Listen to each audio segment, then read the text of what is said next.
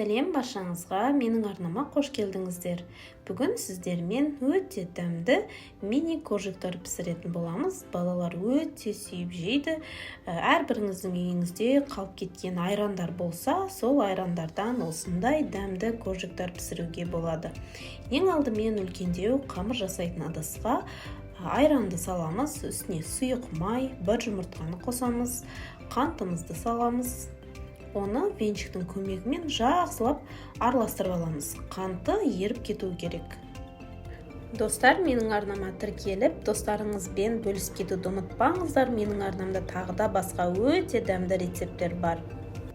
Енді осы массаның үстіне ас содасын саламыз, сосын қопсытқышты қосамыз. Тағы да жақсылап кішкене араластырып аламыз.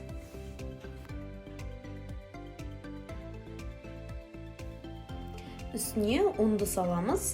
Ұнның барлығын бірден салмаймыз, жартысын салып аламыз. Жартысын салып, венчикпен араластырып аламыз.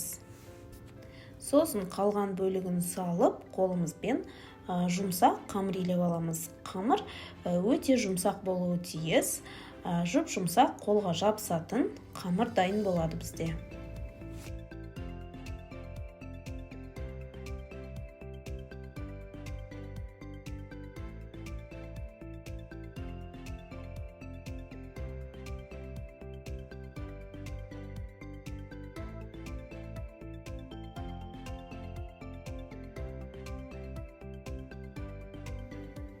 Міне дәл осындай жұмсақ қамыр дайын болды. Енді жайып аламыз. Жайған кезде жұмсақ болғандықтан ұнның көмегімен жаямыз. Қатты жұқа жаймаймыз, бізге қалыңдау болған дұрыс.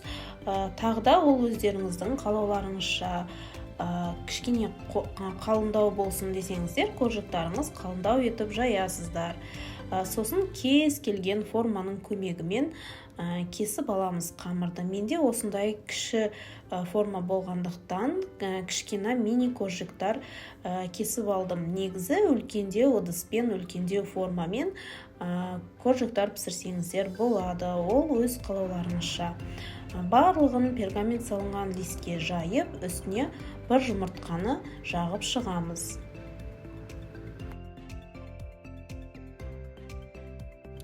Үстіні шаншқының көмегімен дәл осылай сызып шықсаңыздар болады. Бұл міндетті емес, өздеріңіз қалауларыңызша. Енді 180 градуста қызған пеште 20-25 минут уақытта үсті дәл осылай қызарып шыққанша пісіріп алатын боламыз. Өте дәмді, жұп-жұмсақ коржиктар дайын болды. Балалар өте қатты сүйіп жейді. Мектепке салып алып кеткенге де өте ыңғайлы. Дәл осы рецептпен жасап көріңіздер, қыздар. Менің арнама тіркеліп, лайк басып кетуді ұмытпаңыздар.